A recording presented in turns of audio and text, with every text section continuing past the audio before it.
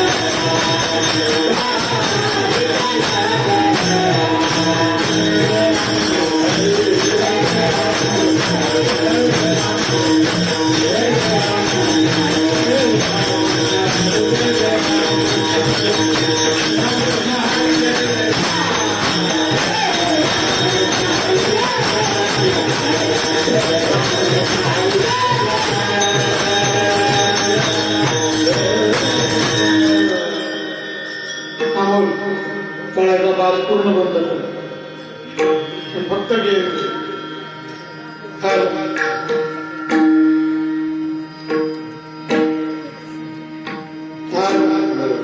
हाल हाल बस ओके. थोडासा आवाज द्यायचा, बाकी हातच लावून बस. हाल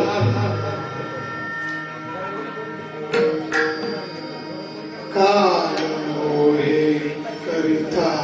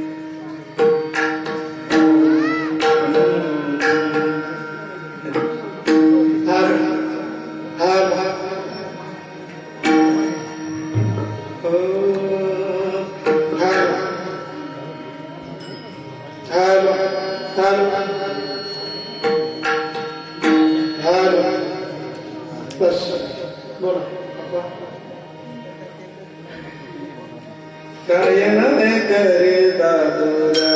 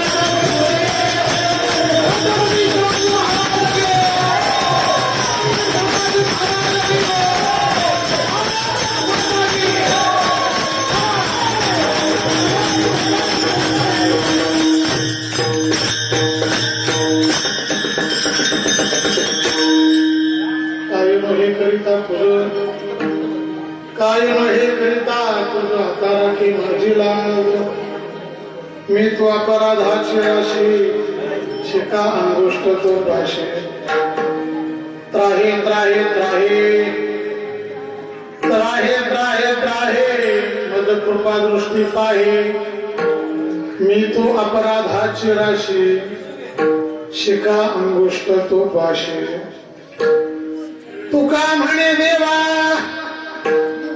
सत्य घ्यावी माझी सेवा मी तो अपराधाची राशी शिखा अंगुष्ट तो पाशी महायोग पीठे तटे भीमरथ्या परम पुंडरीकाय धातु इंद्रैः समागत्य तिष्ठं तमानंद कंदं परब्रह्मलिंगं भजे पांडुरंगं पांडुरंगा करू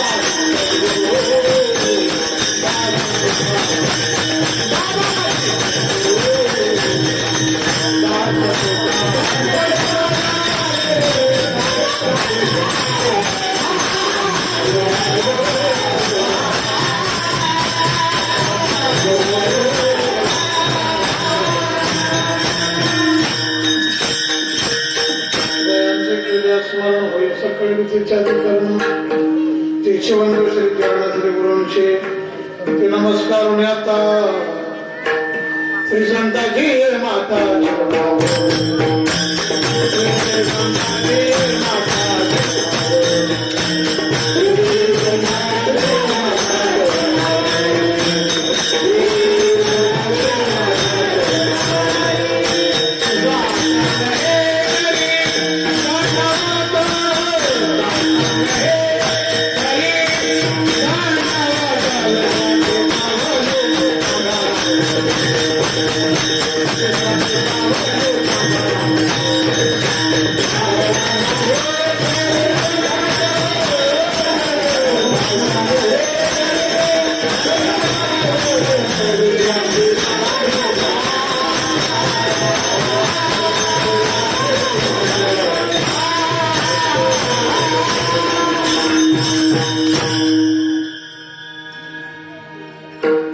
कायम हे करिता तुझ आता राखे माझी लाज मी तो अपराधाची राशी शिका अंगोष्ट तो फाशी प्रस्तुत प्राप्त प्रसंगी प्राप्त स्थळी कीर्तनरूपी सेवे करता निवडलेला अभंग महान भगवत भक्त देवनिवासी श्रीमंत श्री जगद्गुरु तुकोबाराय यांचा मागणीपर प्रकरणातील अर्थात भगवान पंढरीश पांडुरंग परमात्म्याजवळ प्रार्थना करणारा सुंदर असा अभंग सेवेसाठी निवडलेला आहे.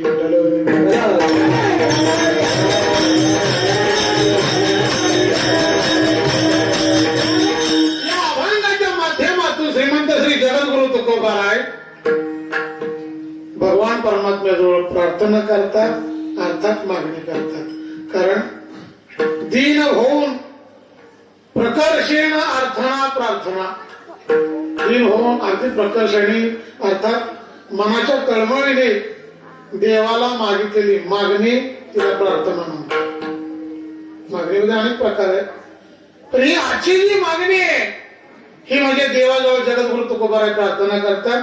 का प्रार्थना करतात कशासाठी करतात पंढरीश पांडुरंग परमात्म्याला प्रार्थना एवढ्यासाठी करतात आता राखे माझी लाज म्हणजे थोडक्यात लज्जा रक्षणाविषयीची मागणी तुकोबारायने केलेली.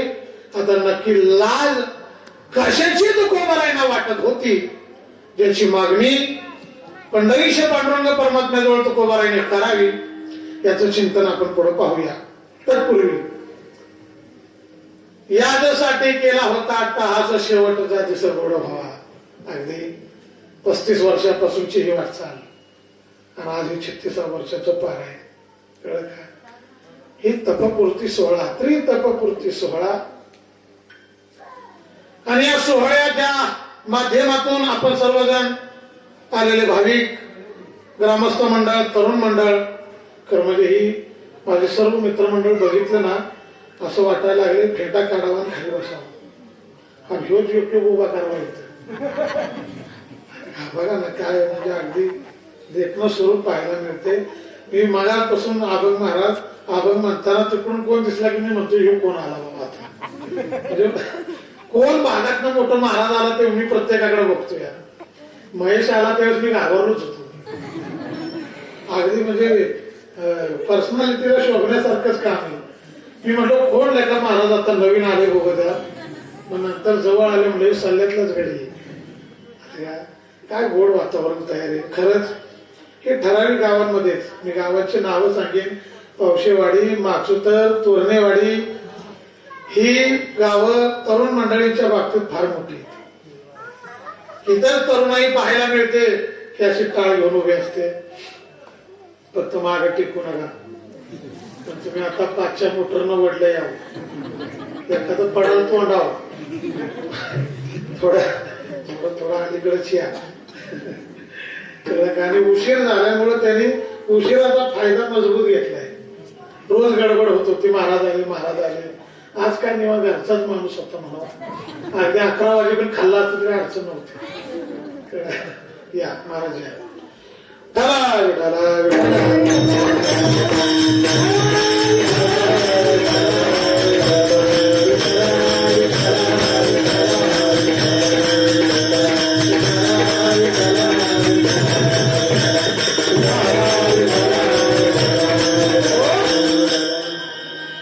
या सर्व तरुण बांधवांच्या परिश्रमातून एक बोलून जा तुम्ही सर्व ग्रामस्थ मंडळ अगदी बारकाईने ऐका. मला वाटतं गेल्या वर्षीचं अण्णा आपलं पारायण संपलं आणि अण्णा पारायण झाल्यानंतर एका महिन्यानंतर त्रितपपूर्ती 16 व्हॉट्सअपला ग्रुप तयार करण्यात आला. आपले बरेच मेंबर मला दिसतात तिथले. त्या ग्रुपला त्यांनी मला ऍड केलं होतं. अगदी महिन्याच्या महिन्याला जे कलेक्शन करत होती ही मंडळी सगळे अपडेट माझ्यापर्यंत पोहोचत होते बरं का. मी प्रत्येकाचं कौतुक करत होतो व्हॉट्सअपच्या माध्यमातून की जेणेकरून ह्यांचा उत्साह असाच राहिला पाहिजे. चांगले चांगले मध्ये 2 महिने जरा आलीच राहिल्या. पोस्टर पडत होती पण कोण रिप्लाय देत नव्हता. पण नंतरच्या 2 महिन्यात त्यांनी सगळी खळ भरून काढली. गेल्या महिन्यात व्हॉट्सअपला तक्ता सगळा फुलच दिसला मला हे गेल्या महिन्यात. म्हणजे ही तरुण बांधवांची फार मोठी युनियन आहे अगदी अध्यात्माच्या बाबतीत. विठ्ठल दादा हे फार कमी ठिकाणी पाहायला मिळतं. हे स्वाभिमानानं सांगावंसं वाटतात की सेवा असेल अन्नदान असेल अगदी कोणाचं नाव घ्यावं कोणाचं ठेवावं. महिला मंडळ असते संयोजक आयोजक हे सर्व वयोवृद्ध मंडळे असतील आणि त्यांची परंपरा जोपासण्याचा प्रयत्न हा माझा सगळा तरुण बांधव करतोय. माझ्या वडिलांची निराशी गा देवा तुझी चरण सेवा पांडुरंगा. ही वाढ वडिलांची परंपरा जोपासण्याचं काम हे तरुणाईमध्ये पाहायला मिळते. एकदा जोरदार सगळ्यांसाठी टाळ्या वाजवाव्या. पण नाही म्हणावा असा आवाज नाही आला. तुम्ही लई जेवलाय बरं का. जरा मोकळ्या अंगाने टाळ्या वाजवा. आता ही विश्वंभर बाबा आध्यात्मिक वारकरी शिक्षण संस्थेतील ही छोटी छोटी बाळा गेली 5 दिवस आपल्या तिथे आहेत. यांच्यासाठी एकदा सर्वांनी जोरदार अगदी शिवाजी महाराजांच्या काळापासून आजच्या काळाचा विचार केला तरी आजच्या काळात मी शोभण्यासारखे 2 मावळे आहेत बघा. नाही खरंच कौतुक वाटतंय मला मनापासून बरं का. अनिलचं पहिल्या दिवशी कीर्तन होतं ना अशी 2 उभे राहिले. बरं मी कीर्तन चालू होतं बघून म्हणतो यार चौकदार कुठे चौकदार कुठे चौकदार कुठे. हा म्हणजे हाय चौकदार तुम्ही चालू करा म्हणले आणि आलो चालू कराय आणि 2 वाघ आलेत तिकडून आणि मध्ये मी सांगितलं तिथनं माग सरा महाराज घेतले या सरा माग. आता अनिलच्या मानानं ते चौकदार म्हणजे शिवाजीची ना अफजल खानाची भेट झाल्यासारखं म्हणजे काय. पण आनंद आहे. मी त्यांना मागाशीच बोललो सप्ताह झाला की नजर काढून घ्या बाबा नो एकदा आजारी बिजारी पडा सप्ताह कमी काढू तुमची नजर. अगदी खरंच बाबा नाही नाही खरंच खरंच कौतुकच आहे. आणि त्याच्यामुळे मी 5 दिवस तर काही घाबरलो नाहीच नाही. पण आज तो मरून घेणार नाही. हे एवढं चोंबाळा जरी माझ्या उराव आलं तरी घाबरत नाही. फक्त तुम्ही तिथनं दरवाज्यात बाहेर पडून आला म्हणजे कमावलं हा ना म्हणायचं काय पाहिजे तेवढं आमची काय अडचण नाही. पण असो चौकदार लोक फार समाधानी बरं का. आणि विशेष उपस्थिती सर्व माझ्या माता भगिनी अगदी चांगल्या पद्धतीने उपस्थित आहेत. सुंदर अशी लाऊडस्पीकर सिस्टीम. लय वेळा माझा जरा प्रॉब्लेम होतो. कीर्तन का चेतन कीर्तन हा कीर्तन साऊंड सर्व्हिसचे मालक माझे आदरणीय मित्र विठ्ठल दादा आणि सुंदर ऑपरेटर आमचा अमोल. एकदा टाळ्या. आता मी कधी मी खवळतो त्याला पण ते आमच्या आपापसातलं आहे बरं का. तसं काही नाही. आणि आता तुला चांगलं म्हणलोय आता तू ढिला पडलास ना ह्या दोघांना सोडीन तिकडे. म्हणजे अगदी तुला पाहिलं की आमच्या कृष्णा बापूच्या आठवण येते बरं का. बापू कृष्णा बापूच्या तालमीतला माणूस येतो अगदी. आनंद आहे, चांगली प्रगती आहे बाळा. उपस्थित सर्व मृदंगाचार्य मोतीराम महाराज पांचाळ, माझे आदरणीय परमित्र अभंग महाराज, अगदी लहानपणापासून एकत्र वावरलेली आम्ही मंडळी ते ठिकाणी शिकलेलो आहे. अनिल, पियुष, ओंकार वगैरे सगळी मंडळी, अगदी सर्व माझे विद्यार्थी. पाटील काका पुढे या. पोरग आहे खाली. मला आनंद वाटला, आपण महाराज तुमचं काय आहे ते एकट्यालाच आवडलं फक्त. म्हणजे तुम्ही गायला लागला की ते शिटी वाजवतो. इतकं मी बारकाईने त्याला निहाळलं बरं का. जाऊ द्या, कोणाला नाही आवडलं त्या गाडीला आवडलं. पण ते काय झालं, शेजारच्या बाजारात लगेच त्याचं तोंड दाबलं. अरे खेळीमेळी वातावरणात परमार्थाचं दुसरं नाव सांगतो तुम्हाला, आनंद आहे. काय माझा काय महेश, आनंद आहे. काय नाव आहे परमार्थाचं दुसरं? बघा, आनंद आहे. अरे तो परमार्थ करत असताना आनंद जर वाटत नसेल, होत नसेल, तर मग काय त्याचा अर्थ सांगा. आता तुम्ही सगळ्यांनी सुंदर अशा टाळ्या या सगळ्यांसाठी वाजवल्या.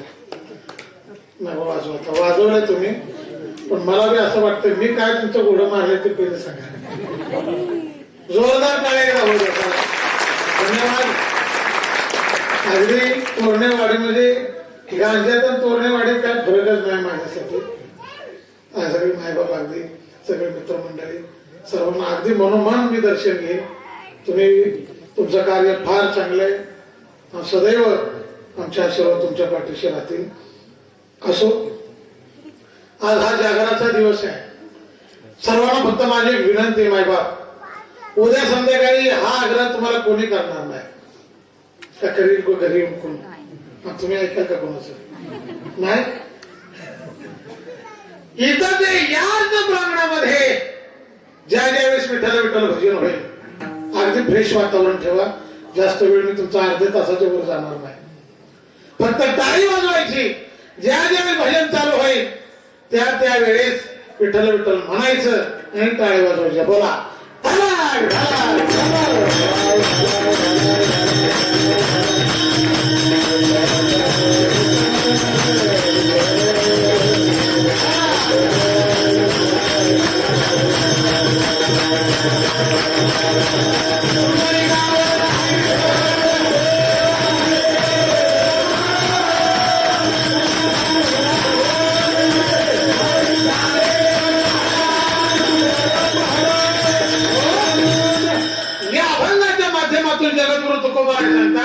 देवाजवळ मागणी केली, प्रार्थना केली. एक लक्षात घ्या, हिंदू धर्मामध्ये नव्हे, या जगामध्ये जेवढे धर्म आहेत, जेवढे संप्रदाय आहेत, हे सगळे प्रार्थनेला मानतात की आयुष्याची सुरुवात सकाळ ही प्रार्थनेने झाली पाहिजे. सगळ्यांनी प्रार्थना केल्याशिवाय कामावर कधीच कोणी जायचं नाही. प्रार्थनेला फार मोठं महत्व आहे. आज आपण मुस्लिम शाळेमध्ये जा, त्यांच्या बायबल ग्रंथाची पहिली प्रार्थना होती. महाराज, विशेष हे सांगतो तुम्हाला, कुराण शिकवण्यासाठी तिथं एक सेपरेट क्लास घेतला जातो शाळेमध्ये. आपल्या पोरांना भगवद्गीता काय हे माहित नाही. फार कठीण महाराज बोलण्यासारखं, अवघड वाटतं जरा. अरे इंग्रजासारखा अधर्मी माणूस होता तरी तो प्रार्थनेला मानत होता. त्या काळामध्ये इंग्रज आणि जर्मनचं युद्ध झालं. जर्मन आणि इंग्रजांचं युद्ध होत होतं. त्यावेळी त्या जर्मनवर आपल्याला विजय मिळवायचा आहे, यासाठी त्या इंग्रजांनी प्रत्येक गावामध्ये असा फतवा काढला, असा नियम काढला की रोज सकाळी त्यांनी देवाची प्रार्थना करायची. कशासाठी प्रार्थना करायची? की आपला जर्मनवर विजय झाला पाहिजे. अरे इंग्रजांसारखा अधर्मी माणूस जर प्रार्थनेला मानत असेल तर आपण कितीतरी प्रार्थनेला मानणं गरजेचं आहे. सुरुवातीला बोललो तुम्हाला, मनातली मागणी देवाजवळ मागत असताना दीन होऊन मागितली जाते, तिला प्रार्थना म्हणतात. म्हणून हा मागणी प्रकरणातील अभंग आहे. तुकोबाई देवाला सांगता, देवा आता राखे माझी लाज, माझी लाज राखा. आता नक्की लाज राखा कशाची हे पुढं पाहू आपण. पण तुकोबारायांजवळ किंवा तुकोबाराय पांडुरंग परमात्म्याजवळच लज्जा रक्षणाची प्रार्थना का करतात? म्हणजे असे काय तुकोबारांना लाज वाटत असावी जी देवाजवळ मागणी केलेली? देवाजवळच का मागितली? त्याचं कारण सांगतो तुम्हाला. कारण देवाचा इतिहास जर पाहिला आपण तर देवानं अनेकांची लाज राखली महाराज. किती उदाहरण आपल्याला सांगू. गोकुळामध्ये सुद्धा गोकुळवासीय मुलींची लाज देवानं राखली. किती गोड प्रसंग ऐका. ज्या वेळेस गोकुळामध्ये उपवरा झालेल्या मुली म्हणजे आता त्यांचं लग्न होणं गरजेचं आहे. अशा सगळ्या उपवरा झालेल्या मुली एकत्र आल्या आणि भगवान श्रीकृष्णाचं ते मनमोहक रूप पाहिलं. प्रत्येकीला असं वाटायचं माझं लग्न ह्याच्याशीच व्हावं. कोणाशी? कृष्णाशी. माझं लग्न कृष्णाशीच व्हावं प्रत्येकीला वाटायचं. हा एक आपण अनेक जणी यानं संसार कोणाकोणावर करायचा. तर त्याने काय केलं? सगळे एकत्र आले मीटिंग घेतली. त्याने मीटिंग घेतली आणि वयोवृद्ध एक आजी होती तिच्या जवळ गेल्या आणि सरळ म्हणलं आजी देवानं आमच्याशी लग्न करावं याच्यासाठी आम्ही काय केलं पाहिजे? तर ते म्हणले सोपं आहे. म्हणजे काय? तुम्ही कात्यायनी मातेचं व्रत करा. मग त्यांनी मार्गशीर्ष महिन्यामध्ये कात्यायनी मातेचं व्रत केलं 9 दिवस. किती? आता अलीकडच्या भाषेत बोलू का? आपल्याकडे त्याला नवरात्री म्हणतात. काय म्हणतात? नव नव नव वा. दुसरी मराठी भाषेत काय सांगू का? नवरातान. नवरा नवरा. अरे तुम्ही मंदिरात बसले त्याचे तानातान नाही तर काय? नवरातान अगदी मोकळा शब्द. कुठे गेले? नवरातान. अण्णा आपल्याकडे नवरात्री होते काय गेलं की नाही? एवढं नाही ना. चांगले. नवरात्रीमध्ये 9 दिवस 9 प्रकारची जी भक्ती सांगितलेली आहे ती भक्ती रोज एकदा करायची बरं का. आता हे आमच्या महिला मंडळ करणार नाही पण 9 दिवसात 9 कलरच्या साड्या घालायला कमी पडायच्या. करायला कुठे? अरे व्हॉट्सअपला नुसती सकाळ झाली ही तिला पुन्हा आज कुठला कलर उद्या कुठला कलर. ह्या कलरवरच 9 दिवस निघून जातात महाराज. 10वा कलर मिक्स असतो मग ते काय गणितात नसते. यांनी 9 दिवसाचा उपवास केला ह्या गोपिकांनी आणि व्रताची सांगता करण्यासाठी यमुनेच्या डोहावर गेल्या. नवरात्रीला कोण आपल्यात बसत असेल तर माझं एवढं सांगणं आहे 9 दिवस उपवास करा पण 10व्या दिवशी स्नानाला कुठंतरी तीर्थाला जा. ते तीर्थाला गेल्या आणि तीर्थामध्ये यमुनेच्या डोहामध्ये गेल्या आणि स्नानासाठी उतरल्या. बाहेर काय नाही का? नदी काठला राहणाऱ्या महिला होत्या. पोहायला वगैरे त्यांना चांगलं येत होतं. पण एक चूक त्यांच्याकडून घडली ती म्हणजे त्या विवस्त्र होऊन त्या यमुनेच्या डोहामध्ये गेल्या. अंगावर कपडा न ठेवता त्या डोहामध्ये गेल्या. मग ते शिवणा पाणी वगैरे खेळ खेळू लागल्या. बराच वेळ खेळ खेळू लागल्या. हे विसरल्या हे तीर्थ आहे. अरे माय बापा हो तीर्थाच्या मर्यादा पहिल्या सांभाळा. काल परवा विचारलं होतं कीर्तनात पण मी पुन्हा एकदा विचारतो. पंढरपूरच्या वारीला जाता की नाही तुम्ही सगळे? हा जाता का नाही?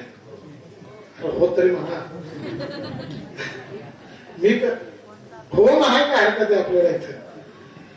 पंढरपूरच्या वारीला जातो महाराज. तुम्हाला अगदी मनापासून सांगतो आळंदी आणि पंढरपूर महाराष्ट्रातली सर्वात मोठी तीर्थक्षेत्र आहे. पण ते आपण माफी मागतो पण त्यांच्यासारखा अपमान जगात कुणाचा होत नाही. तुम्ही जा जरा उत्तर प्रदेशात जाऊन बघा. अरे तीर्थामध्ये आंघोळ करत असताना पहिल्यांदा कोरडी कपडे अंगावर बादलीमध्ये पाणी घ्यायचं आणि बाहेर पहिल्यांदा ती ओली करायची आणि मग आतमध्ये जायचं. अरे 1 रुपयाचं नाणं जर टाकलं तर तळाला असलं तरी वरून दिसतं इतकं शुद्ध पाणी.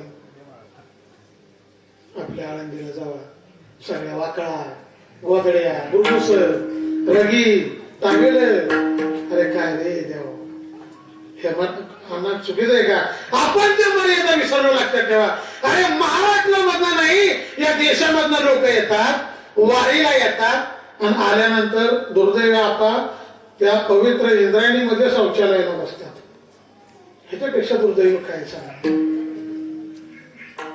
प्रातस्मरणी वैकुंठवासी गुरुवर्य भिकोबा बाबा म्हणजे महाराजांनी विठ्ठल महाराज देहूकरांची एक गोष्ट सांगितली होती. आपण विठ्ठल महाराज देहूकर पैलवान होते, ऐका सर्वांनी.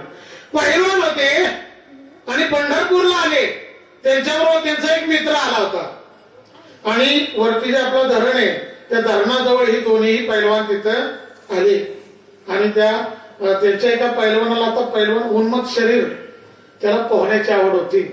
त्यानं त्या चंद्रभागेत उडी टाकली, नाना तऱ्हेने पोहू लागला. आडवा उलटा सुलटा कसाही पोहत होता. अगदी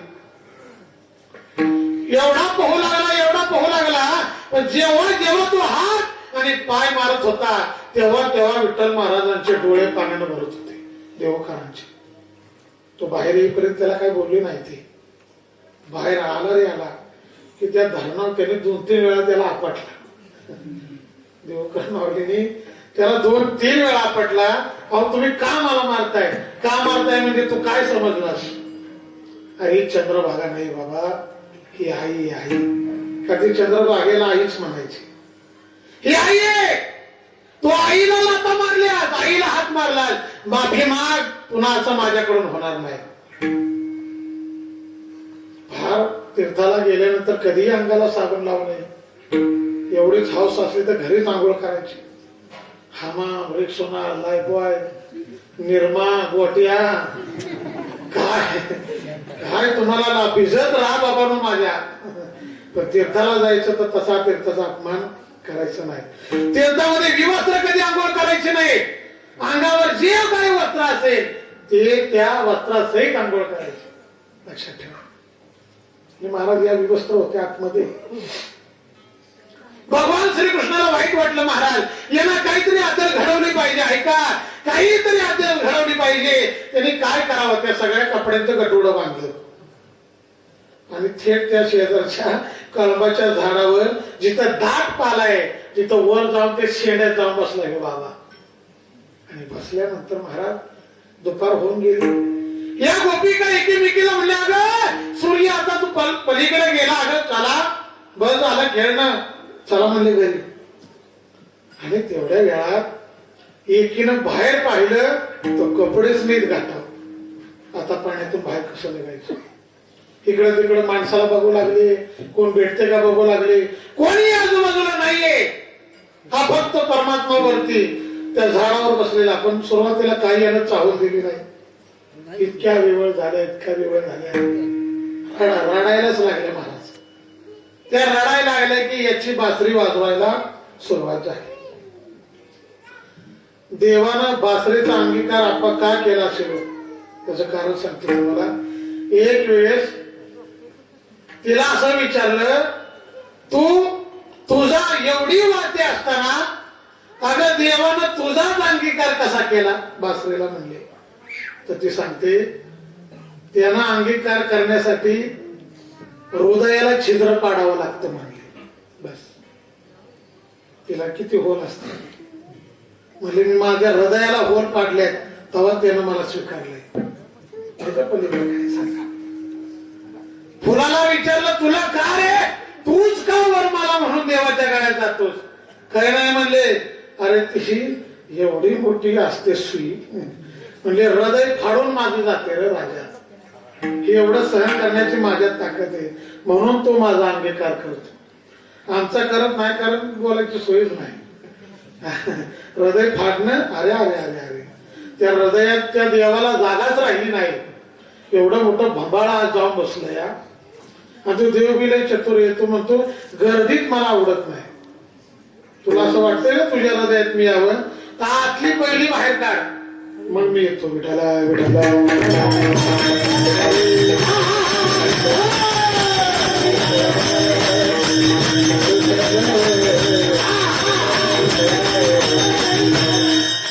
आणि ज्यावेळी बासरीचा आवाज चालू झाला, या या परत ना या छान सुंदर. सर्वांनी एकदा जोरदार टाळ्या वाजवा.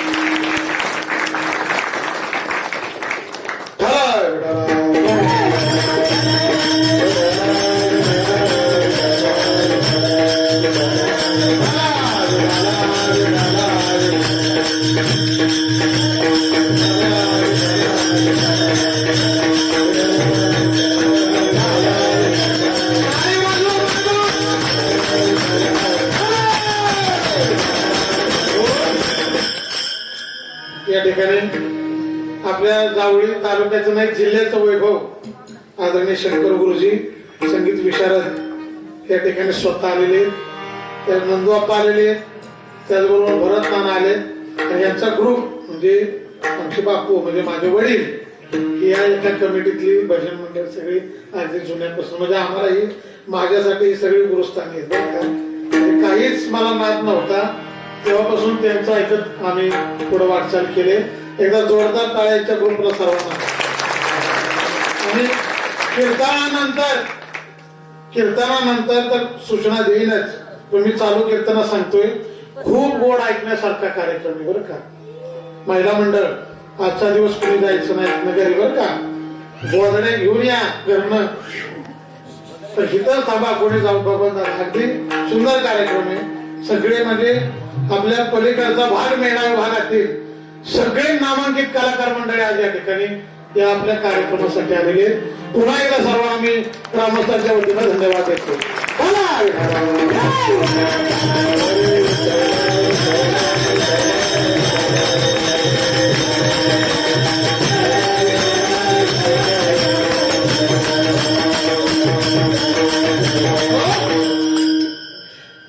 ज्यावेळी पावा वाजवायला सुरुवात केली त्यानं त्याच्या कानावर त्याच्या मुरलीचा आवाज पडलेला आहे. अरे भगवान परमात्मा येतो. मुरलीचा त्यानं अंगीकार केला. अरे ऐकल्याबरोबर कानाला समाधान. पिपाण्या वाजवल्यानं नाही होत, मोगरा वाजवल्यानं होत नाही. अरे बासरी महाराज तुझ्या मुरलीचा ध्वनी अकल्पिता पडला कानी. तुझ्या मुरलीचा ध्वनी अकल्पिता पडला कानी. विव्हळ झाले अंतःकरणी, विव्हळ झाले अंतःकरणी. मी घरधंदा विसरले कान्हा रे. मी घरधंदा विसरले कशी रे वाजवली. कशी रे वाजवली. कशी रे वाजवली.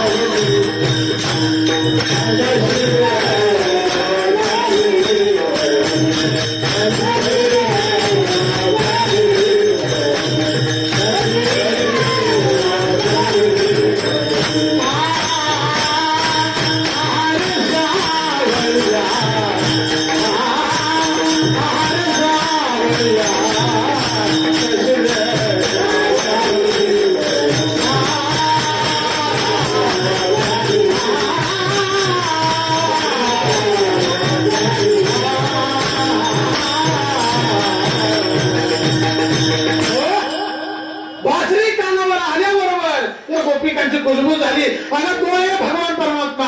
अगं कोणीतरी त्याला हाक मारा, कोणीतरी त्याला बोला. एकीनं आवाज दिला, हे कृष्णा. गावात नाही ना आपल्या कोण. आवाज दिल्या पळत मला बोलावते ते काय. हे कृष्णा. 2-3 वेळा ऐकलंच नाही महाराज. आणि ऐकलं म्हणलं काय झालं वरडायला, कशासाठी हाक मारताय. ते म्हणतात हे कृष्णा आम्हाला थोडी मदत कर ना. काय मदत करू म्हणले तुम्हाला सांगा. आमची विनंती आहे. अरे आमचे कपडेच म्हणले कोणीतरी नेले. नाही महाराज त्यांना मदत नाही केली सुरुवातीला, पण एक लक्षात ठेवा, दीन होऊन त्यांनी महाराज थोडस दृश्य डोळ्यासमोर आणा. भाव लक्षात घ्या. फक्त पाण्यामध्ये उभ्या असणाऱ्या विवस्त्र त्या महिला ज्या अंग झाकत होत्या, सरळ उठून उभ्या राहिल्या महाराज आणि देवाचा धावा करावा त्यांनी.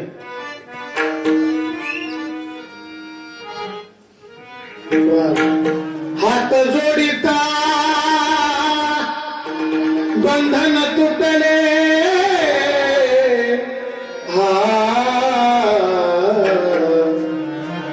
हात जोडिता बंधन तुटले, आता जीवाला मी पण कुठले, आत्म्याने जणू परमात्म्याला,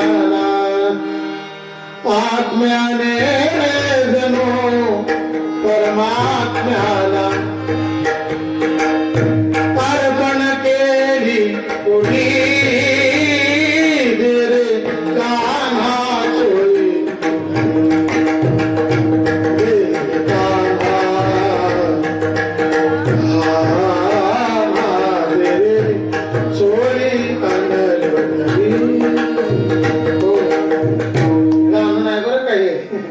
ही गवळण आहे, लक्षात घ्या. मी तुम्हाला अर्थ बी सांगून जाईन.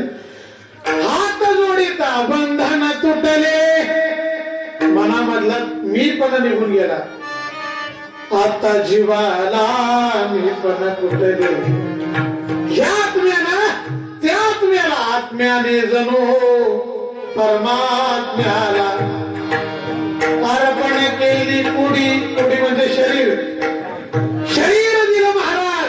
देवा आता तुझ्याशिवाय आमचं कोण आहे रे राजा. त्यावेळेस त्या परमात्म्यानं त्यांचीही लाज राखली. मला हे सांगायचं आहे.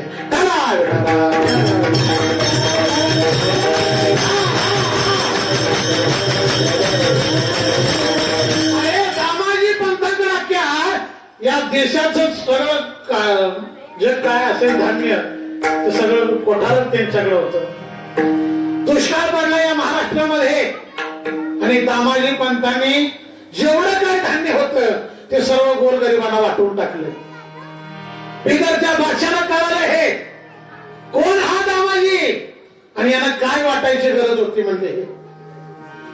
शेवटी सांगितलं त्या दामाजीला उचलून आणा म्हटली दरबारात. शिपाई गेले महाराज, दामाजी पंतांच्या जवळ गेले. काय तुम्हाला सांगावं, पूजा पाठ करत असताना कोणाकडेही लक्ष त्याने दिलं नाही. रागाच्या भरात आले, बादशाला सांगितलं, ते यायला तयार नाहीत. बादशाला फतवा काढला, म्हणले त्याचा शिरछेद करा म्हणले. पण अशा वेळेस त्या परमात्म्याने त्यांचीही लाज राखली. काय केलं महाराज, अरे स्वतः दामाजी पंतांचा सेवक होऊन तिथं हजर झाला. काय सांगू तुम्हाला महाराज, उभे पंढरीचे विटेवरी, उभे पंढरी ते विटेवरी, सावळी रुपडी चोरते ताजे, चित्त मोहिले नंदाच्या नंदने, चित्त चोरिले नंदाच्या नंदने, तुका म्हणे येणे हो गरुडाध्वजे हो, सावळे रुपडे चोरटे चित्ताचे हो. अरे समाधी लागली त्या बादशाला देवाला पाहिल्यावर, कोण तू? तर देवानं सांगावं, मी दामाजी पंतांचा नोकर आहे. काय सांगावं, मी दामाजी पंतांचा नोकर आहे, मालकानं पाठवलंय तुमच्याकडं.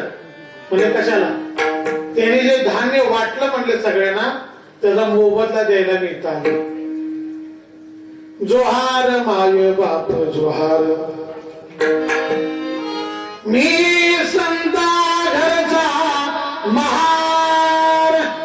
काय तुम्हाला सांगा माय बाप, आणि काय आणले त्या थैलीत, कुठे आहे म्हणले? तू देणार आहेस ते कुठे आहे? बाहेर काय घोडे उभे आहेत का? कुठली संपत्ती आणलीस? काय नाही माझा. तर पण पांडुरंगाने फक्त कमरेची थैली काढली. हे बघा ही संपत्ती आहे त्यातली, सगळा मोबाईल. राजा म्हणला रे किती मावलंय? काही नाही महाराज, फक्त ती पिशवी आहे ती नुसती उलटी केली महाराज. आणि असा तो देव झाडायला लागला. एवढ्या पिशवीतून ढिगाच्या ढीग नाणं पडली खाली. नाणी मोजणारी माणसं राहायला आली महाराज. दामाजी पंतांची ही लाज राखली. ऐका, एवढंच नाही, या द्रौपदीची कितीतरी वेळा देवानं लाज राखली महाराज. राजसूय यज्ञ झाला. ऐका, लक्ष द्या. राजसूय यज्ञ झाला आणि कौरव पांडव जेवायला बसले.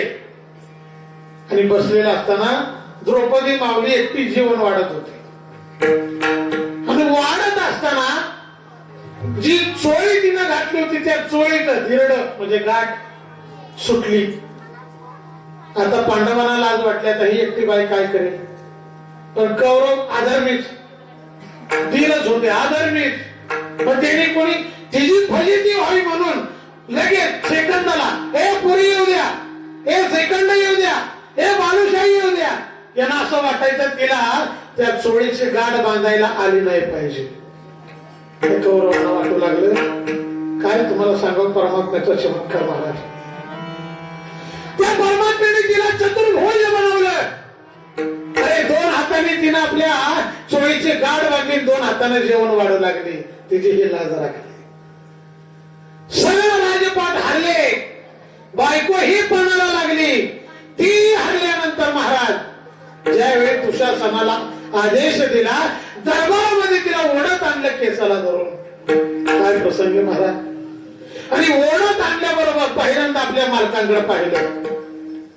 त्याच्यानंतर जे कृपाचार्य, द्रोणाचार्य जी मोठी होती त्यांच्याकडे पाहिलं. कोणी नाही मदतीला धावलं. तिनं ओळखलं. आता या अशा प्रसंगाला आपला माहेरचा म्हणजे आपला भाऊच कामाला येईल.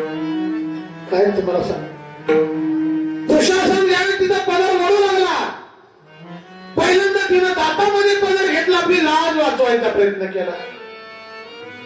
एवढंच नाही, हाताने घट्ट झाला, लाज राखण्याचा प्रयत्न केला.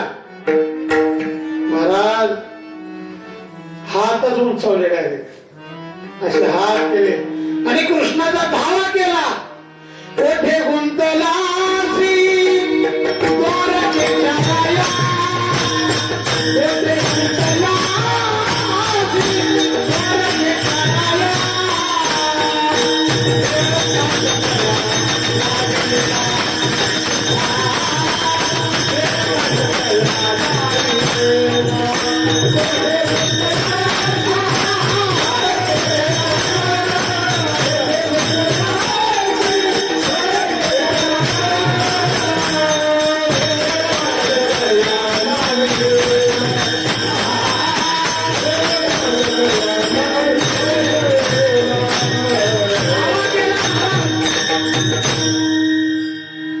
द्रौपदीला साड्या नाही पुरवल्या महाराज. शोध साडी झाला. पुरवलं वेगळं आणि पुरवलेलं कधीतरी कमी पडेल. हा स्वतः साडी झाला तिच्यासाठी. काय तुम्हाला सांगू, ही समोर उदाहरण आहेत. तुकोबाराय म्हणतात, देवा अरे अनेकांची लाज राखलीस तू, पण माझी लाज का राखत नाही? पण आता इथे छोटासा प्रश्न असा आहे. याच्यात असं या अभंगात कुठेही लिहिलेलं नाही तुकोबारांना लाज कशाची वाटत होती. त्या अभंगात कुठंच लिहिलेलं नाही. पण ज्यावेळी शास्त्रामध्ये एखाद्या पदाचा अर्थ लावत असताना सरळ पदाने जर लागला नाही तर त्याला षडलिंग वापरले जातात. त्यातलं एक पहिलं षडलिंग सांगतो तुम्हाला. उपक्रम उपसंहारा म्हणजे सुरुवात आणि शेवट बघायचा, त्याचा समन्वय लागतो. या अभंगाची सुरुवात आता राखे माझी लाज आणि याचे गंमत शेवटचं चरण आहे म्हणू नका. शेवटचं चरण तुका म्हणे देवा आणि सत्य घ्यावी माझी सेवा. याचा अर्थ एवढाच आहे की तुकोबाराय काय पांडुरंगाची जी भक्ती करत होते त्यांना कुठंतरी असं वाटत होतं की माझी सेवा जेवढी सत्तेनं व्हायला पाहिजे तेवढी होत नाही आणि पांडुरंगा तू माझ्यापासून करून घे. मला कधी कधी आश्चर्य वाटतं अरे अशा प्रसंगाला देवाला जर असं वाटत असेल मी केलेली सेवा कुठंतरी कमी पडते महाराज आपल्या सेवेची गणना कुठं करायची आपलं म्हणजे केस गेले की कसकस आपली सेवा कुठं राहणार झाला बेटा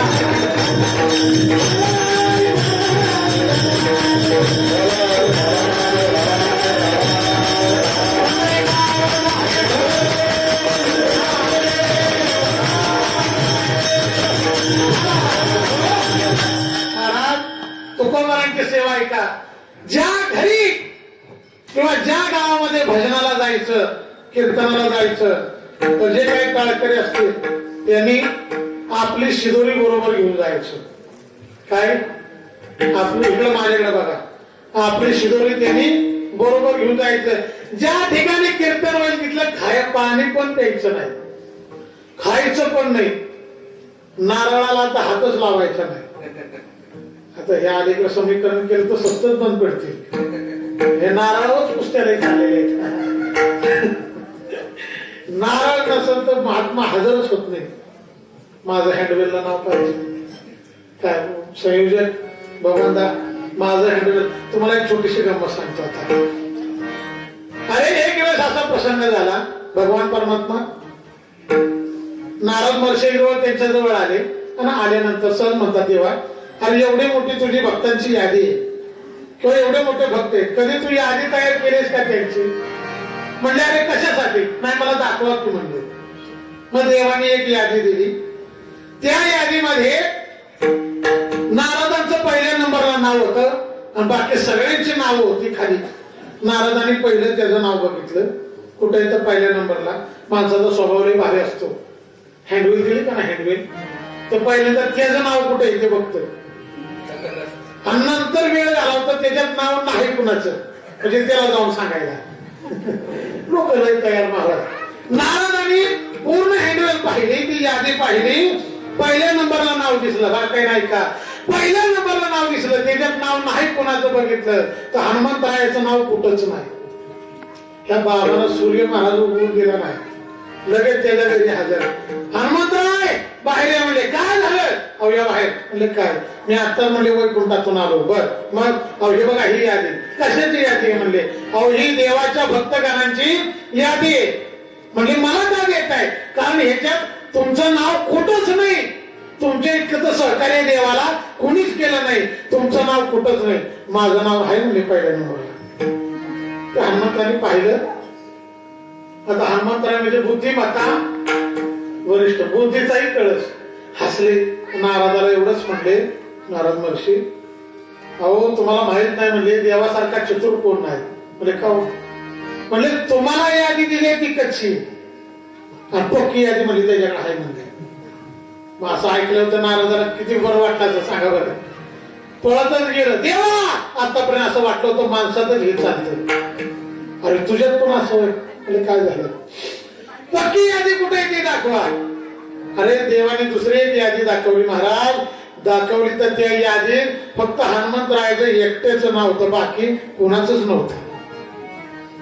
म्हणजे देवा असं का ऐका बारकाईने उत्तर ऐका देव म्हणतात अरे नारदा पहिल्या यादीमध्ये जेवढी लोक आहेत ना त्यांना मी आवडतो पण दुसऱ्या यादीत जो एकटा आहे ना तो मला आवडतो बस. देव सगळ्यांनाच आवडतो भक्तीमधलं सर्वात मोठं सूत्र सांगतो मित्रमंडळ देव सगळ्यांना आवडतो पण आपण देवाला आवडतो का नाही याचं परीक्षण करणं याच्यापेक्षा मोठी भक्तीची व्याख्या आहेच का.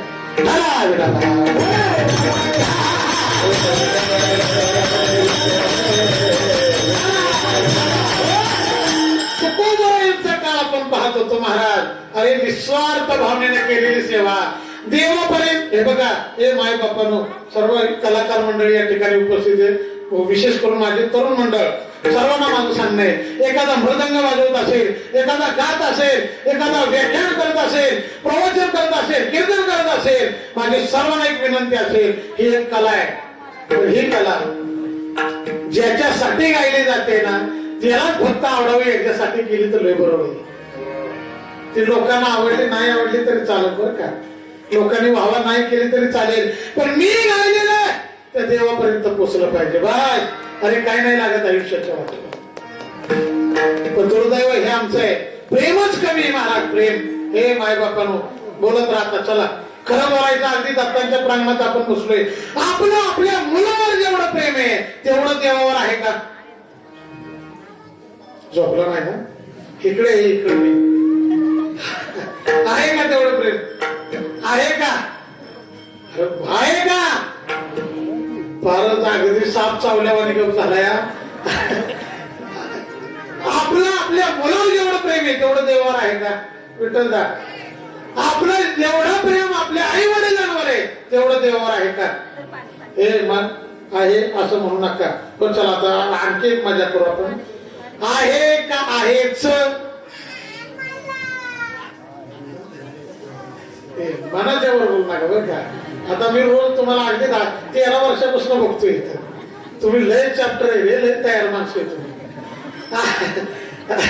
आहे वेगळं, आहेच वेगळं.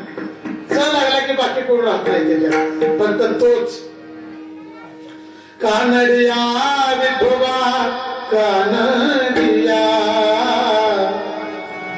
कानडिया विठोबा, कानडिया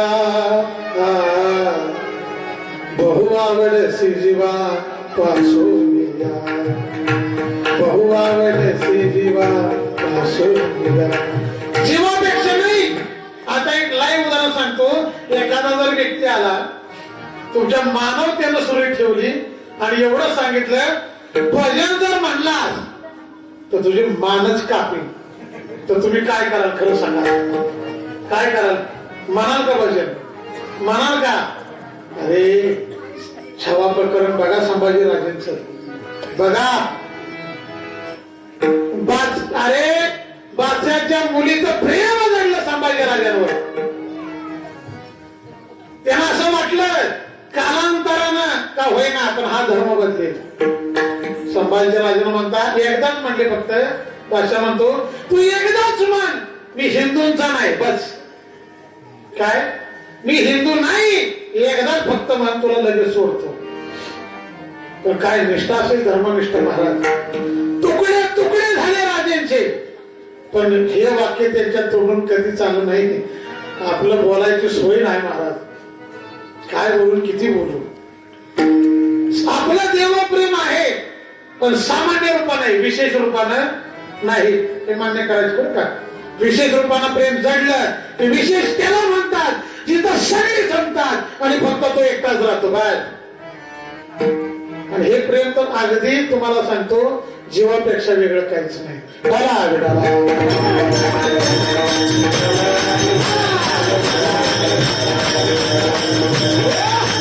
तुकोबारांचं प्रेमच आहे महाराज, ज्ञानोबारांचं प्रेमच आहे, नाथरायांचं प्रेमच आहे. बस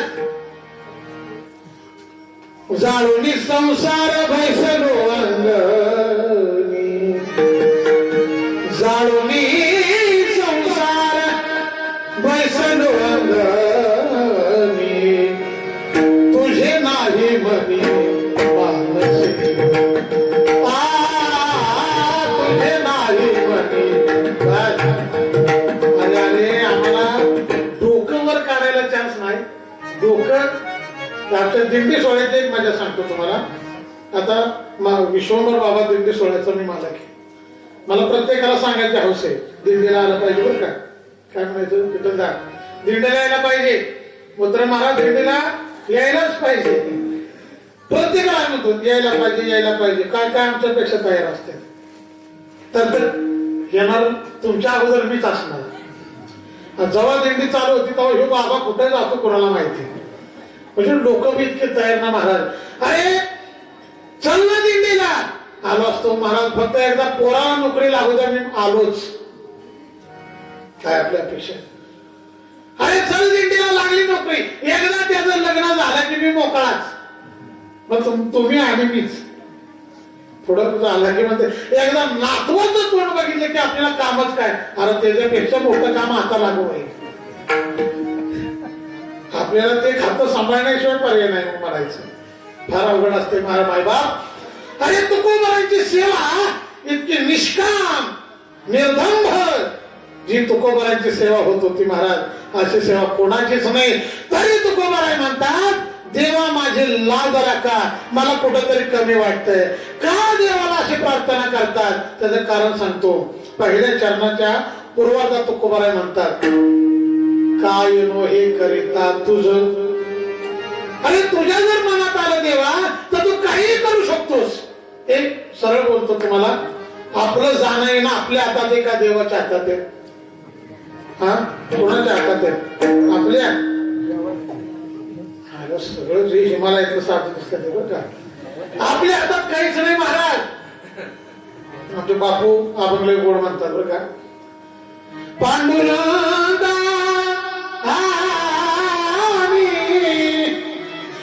पतंग तुझे हाती धागा. मी फक्त गातोय, बापू आमचे अगदी सुंदर म्हणतात. पांडुरंगा पतंग तुझे हाती धागा.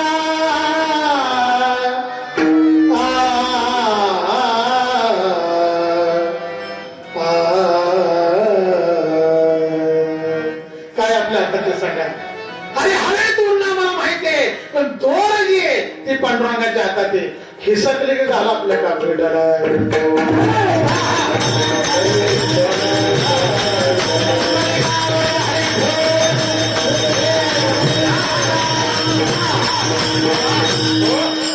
तुझ्या मनात आलं तर तू काही करू शकतो. गोकुळामध्ये एक प्रसंग ऐका. सकाळी सकाळी देव उठले, बादली घेतली आणि गायीची धार काढायला गेले. आणि गायीची धार काढायला गेले बैलाच्या खाली बसले. ऐकतंय ना? गायीची धार काढायला गेले, बैलाच्या खाली बसले आणि यशोदा माता आली. तो ह्याचा धार काढायचा कार्यक्रम चालू झाला ह्या बाबाचा. आता काय करावं, तिनं बघितलं बैलाची धार काढाय घेऊ बाबा बसलाय. हे कृष्णा म्हणजे काय, हे काय करतोस? काय ना म्हणला, धार काढतोय. अरे पण तो बैल आहे म्हणजे तुला काय म्हणायचंय? म्हणजे अरे ती गाय नाही, ती बैल आहे. असं म्हटल्यानंतर तो देव म्हणतो अगं आई मला असं वाटतं की ही गायीच आहे.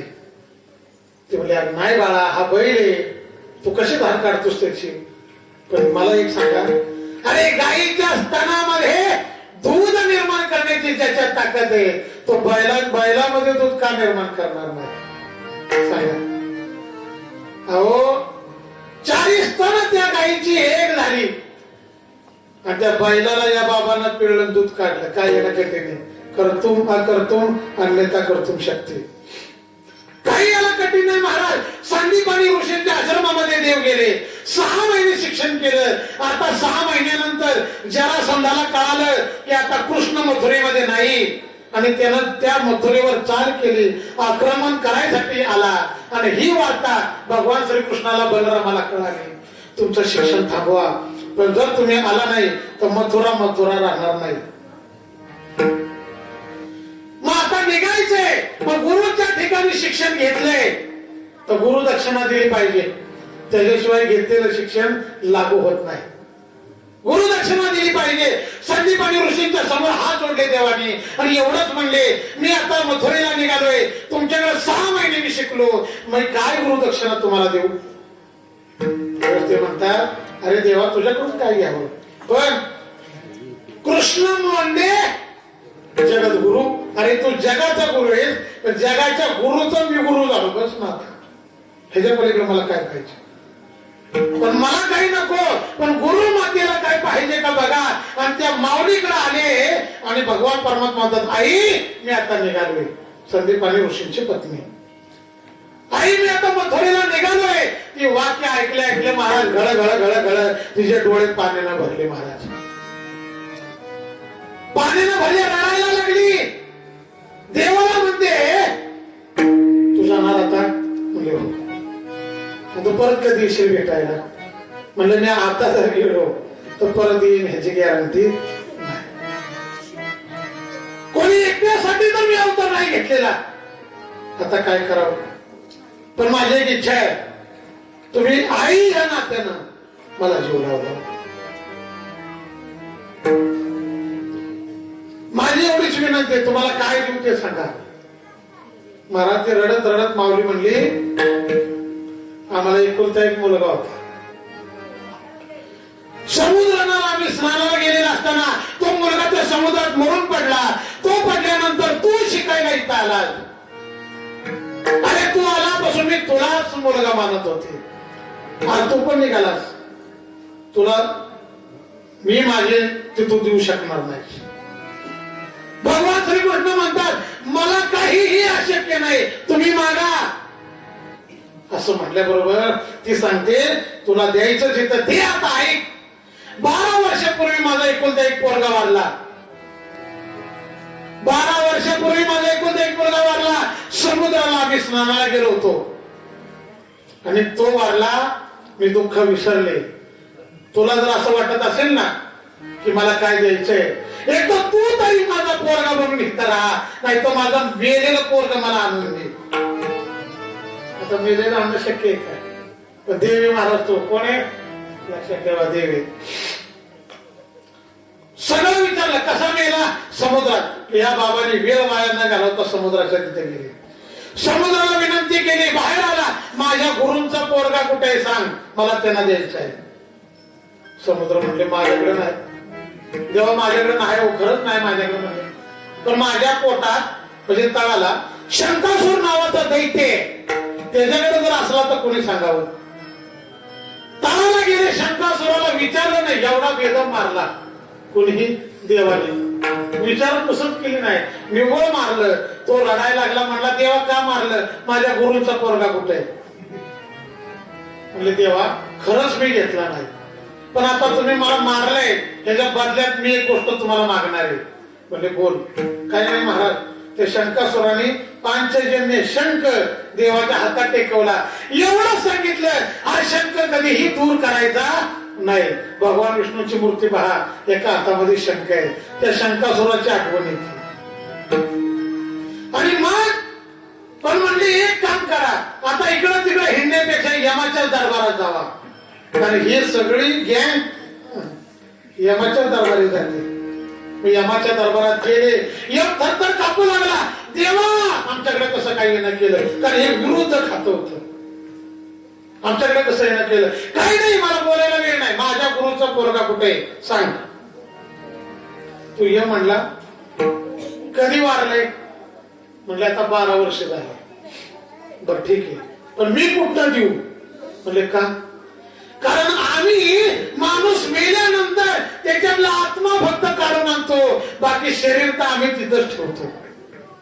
आणि माणूस माणसाच्या आत्म्यावर प्रेम करत नाही, त्याच्या शरीरावर करतो.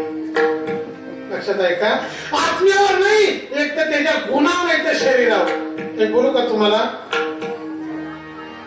हे खेळाडू आता क्रिकेटचं वारं थोडस आपा कमी झालं. नाहीतर ज्या टायमिंगला सचिन तेंडुलकर चांगला खेळायला लागला की लोक एवढी खुश होतात, आणि एकदा का 0 बाद झाला की त्याची फार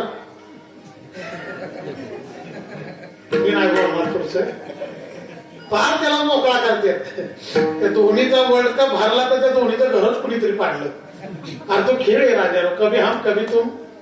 टीव्ही जिंकली पाहिजे का नको का? तुम्ही जिंकायचं सारखं. फार गुणाची पूजा केली जाते महाराज. ते म्हणजे शरीरावर प्रेम करतात. मी आत्मा देतो, पण त्या आईला आत्मा देऊन उपयोग होणार आहे का देवा? देव म्हणले बघ तुला सांगेल तेवढंच कर, त्याचा आत्मा दे, मी बाकी तुम्ही बघतो. खाली आत्मा आणला त्या मुलाचा, आणि त्या आईला सांगितलं मी आता संकल्प सोडणार आहे, माझ्या संकल्पात तेवढी ताकद आहे, फक्त तुम्ही तुमच्या पोराचं वर्णन करा. ते कसं होतं, त्याचे गाल कसे होते, त्याचे डोळे कसे होते, त्याचं नाक कसं होतं, त्याचं तोंड कसं होतं, व्यवस्थित सांगा. नक्ता फिट्ट होईल, व्यवस्थित सांगा म्हटले. त्या आईनं पूर्ण वर्णन केलं. संकल्प सोडला, असं धडच्या धड निर्माण झालं. तो आत्मा त्याच्यात प्रविष्ट केला. त्या आईला या बाबानं दिला, मथुरेला गेला. ठरा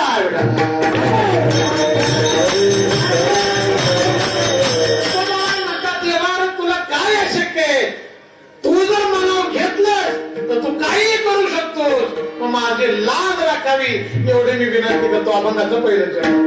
काया नवे करिता तुझ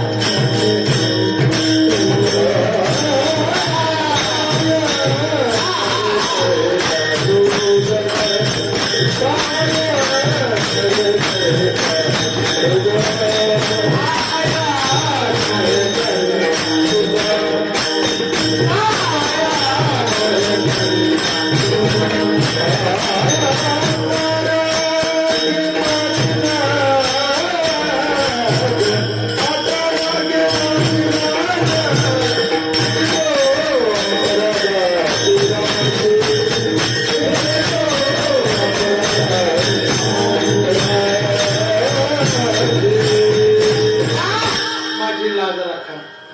काय लाज राखायची? काय नाही देवा, मी केलेली सेवा फक्त तुझ्यापर्यंत रुजू व्हावी. जे काय मार्ग असतील ते बाजूला कर एवढीच माझी तुझ्याजवळ विनंती आहे म्हणले. कारण मी कसा आहे तुकोबाला सांगतात, मी तो अपराधाची राशी. मी एवढे अपराध केले. रास रास धान्याचे काय असते, गव्हाचे काय असते, हे बोला. गव्हाचे काय असते? हा, बाजरीची, शेंगाची, काय रास? अरे ढीग. शेंगांचा ढीग असतो, रास नसते. का तुमच्याकडे आहे स्वतंत्र काय? अरे रास रास एक बाप नाही. एखादी भरी मोठी रास असू द्या आणि प्रत्येकाला सांगितलं काय नाही, एक एक दाना फक्त मोजत राहा. त्यातली त्यात बाजरी असावं बस, नाचणी नाही तर बाजरी. आणि त्याला सांगायचं तू एक एक दाना मोजायचा, मरण पत्करल तू. म्हणून हे हे म्हणजे अगदी गणता करता करता घायला येण्यापेक्षा हे असं वेगळं चांगलं रास. अरे आपलं पाप जर बघितलं ना महाराज, काय तुम्हाला सांगू, अनिलनं पहिल्या दिवशी सांगितलं होतं बघा, आमचे साहेब तुथल्या तांदळासारखे, तुथल्या तांदळासारखे. पण साहेबांचं कर्म जर पाहिलं उडदापेक्षा काळ, उडीद बी कमी पडेल तिथे. पण एक लक्षात घ्या मायबाप, अपराधी जीवन प्रत्येकाचे. कधी एक लक्षात घ्या, शास्त्र ज्याला पुण्य म्हणत ह्याला आपल्याला ते मान्य नाही, आणि आपण जे करतो ते शास्त्राला मान्य नाही. कितीतरी वेळ असं करतो. तुम्ही ट्रिपा काढता का? ट्रिपाला सहलीला जाता का? काय दीपक भाऊ, दीपक तुमच्या ड्रायव्हर्स वाले जाता का नाही ट्रिपला? भजन करत करत जात असाल सगळे. अरे ट्रिपा म्हटलं की व्हिडिओ कोच असते, गाणे असते, अगदी अख्खा महाराष्ट्र पालता घालून मंडळी येतात. आता मला सांगा, ह्याने असे किती तीर्थ केले त्यांच्याबद्दल व्हायचं? अरे तीर्थाला जायचं तर नामस्मरण घडलं पाहिजे. कधी कधी कितीतरी उदाहरणं सांगतो, एवढं पाप आपल्याकडून घडतं. एक लक्षात घ्या, अरे पुण्य करायचं असेल एकच काम करा, पाप करणं बंद करा, राहिलेलं सगळं पुण्याचं आहे. पापाला फक्त आळा घाला. आपण काय वाईट वागतोय, काय करतो याला आळा घाला, बस एवढा संदेश आहे. राहिलेला हा पुण्याचा पुतळा आहे. तुकोबाला सांगतात, मी कसा आहे, मी तो अपराधाची राशी, शिका अंगुष्ट तो पाशी. शिका अंगुष्ट म्हणजे अगदी पायाच्या नकापासून डोक्याच्या केसापर्यंत सगळाच पाप. हा सगळाच पापांना भरलेला आहे महाराज. काय तुम्हाला सांगू. म्हणून देवा तू आमची लाज राख आणि का लाग, कारण माझा असं आहे, मी तो अपराधाची राशी, शिका अंगुष्ट तो पाशी. म्हणले मग पुढं सांगतात, त्राहे त्राहे त्राहे मज कृपा दृष्टी पाहे. देवाला विनंती करता, देवा काही वाचिक आणि मानसिक या तिन्ही पापापासून माझी आपण मुक्तता करावी आणि आपली कृपा दृष्टी माझ्यावर सदैव राहावी.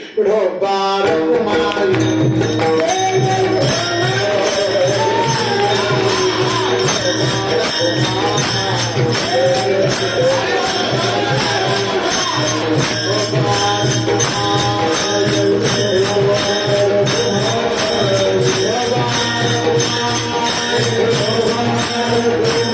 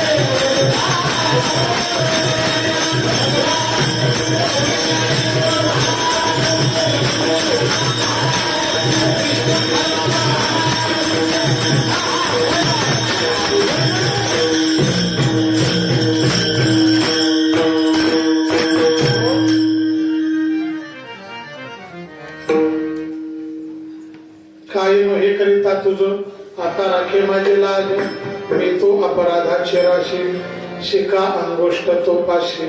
आणि पुढे सांगतात बरोबर आहे माझ्याकडून होणारा काही म्हणजे शरीराद्वारे वाचिक म्हणजे या वाणीनं आणि मानसिक म्हणजे या मनानं होणाऱ्या पापाला देवा तूच आम्हाला सोडवू शकतो. एक बोलू का शरीरापेक्षा आणि वाणीपेक्षा मनानं घडलेले पाप सगळ्यात घातक.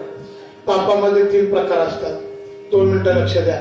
पापामध्ये 3 प्रकार पाप उपपाप आणि महापाप. एक कल्पना करू आपल्या गावामध्ये एखादं जुनं घर आहे आणि त्या जुन्या घरामध्ये अगदी पुरातन काळातला साप बाहेर निघावा लगेच महिला मंडळ आमच्या बाहेर येतील त्याला पोचतील बरोबर ना.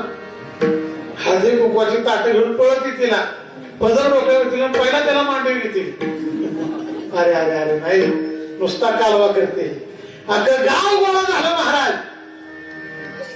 घर मालकाने अगदी मोठा असा बांबू काढला 2 हाताने असा उंचावला आणि त्याला मारायला धावला. मारतच होत तेवढ्यात गणित ऐका पाठीमागे जे होत त्याने आवाज दिला हान जोरात हान म्हणले. अरे याच्यातून जर वाचला तर कोणाला सोडणार नाही.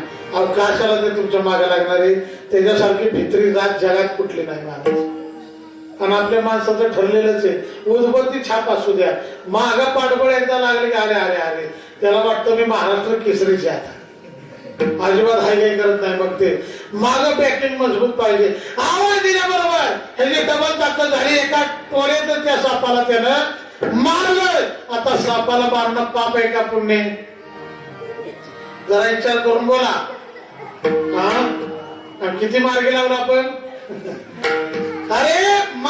अरे जगात देवानं ज्याला निर्माण केलेले त्याला मारण्याचा आपल्याला अधिकार नाही आणि आपण मारत असलो तर ते पापच.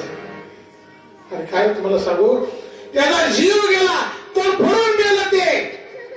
आता गणित ऐका ज्यानं मारलंय त्याला ही पाप जो बोललाय त्याला ही पाप.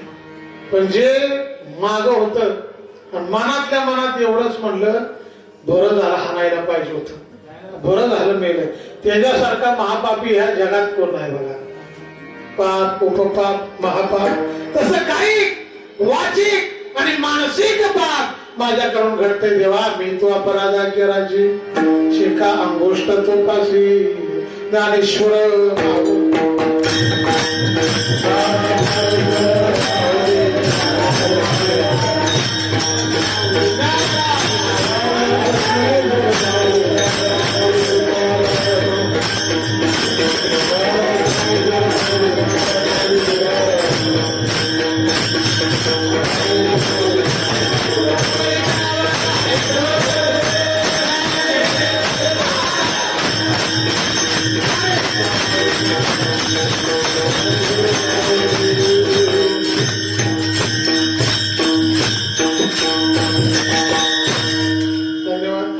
येता मग येत अवकाश संकल्पित वेळामध्ये अभंगाचा भावार्थ सांगण्याचा प्रयत्न केला.